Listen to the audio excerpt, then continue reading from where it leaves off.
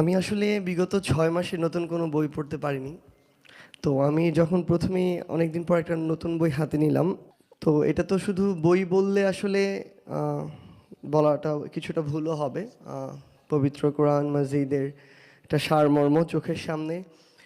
আ আমার আমি আমার একটা চেষ্টা ছিল, সুযোগ ছিল যে আমি চেষ্টা করছিলাম বিগত প্রায় ১.৫ বছর ধরে প্রত্যেকদিন সকালে প্রায় ৫০টা আয়াতের মতো যেকোনো হচ্ছে একদম সিরিয়াল ওয়াইজ আরকি অর্থসহ পড়ার যে চেষ্টাটা, তো সেটা প্রায় শেষের দিকেই ছিল।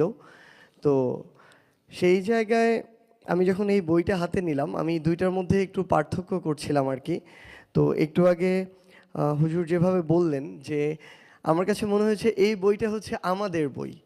মানে এই অভ্যুত্থান পরবর্তী সময়টা হচ্ছে এমন একটা সময়, এর আগে চোখের সামনে একটা দেশ, রাজনীতি এসব প্রেক্ষাপটে নেতৃত্বের জায়গায় আমরা যদি চিন্তা করতাম, যে বয়সের মানুষগুলো চোখের সামনে ভেসে উঠতো, এই বয়সটা হচ্ছে ৪০, ৫০, ৬০, ৭০ এমন।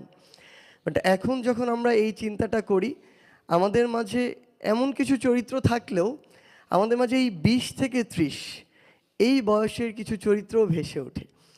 তো এই যে ইয়াং জেনারেশন, আমার মনে হয় এই বইটা ঠিক আমাদের মতো। আমাদের আসলে এরকম পছন্দ।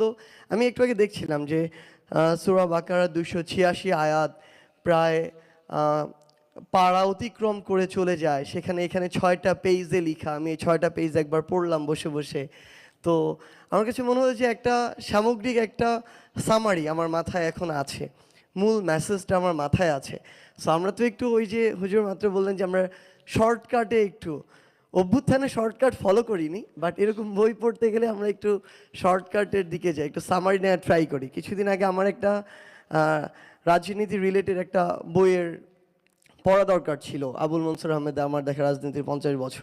তো বই দেখি প্রায় ৬০০ পেজের উপরে বই। পরে আগে ইউটিউবে সার্চ করলাম এটার উপরে কোনো রিভিউ ভিডিও আছে কিনা ১০-১৫ মিনিটের। তো আগে সেটা দেখলাম। তো আমার কাছে মনে হয় যে আমরা মানে এই জেনারেশন যারা কিছুটা ভয় থাকে যে আমি ঠিকমতো কোরআন পড়তে পারি না, অর্থ প্রত্যেকটা লাইন বাই লাইন পড়া আমার জন্য টাফ।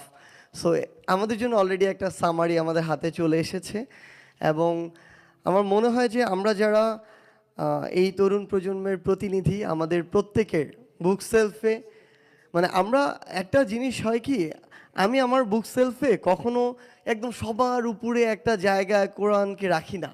আমার হাতের কাছে একদম যে জায়গাটা, চেয়ারে বসলে যে জায়গায় হাত দিলে পাবো, ওই জায়গায় রাখা, সেলফের মাঝামাঝি। আমি মনে করি যে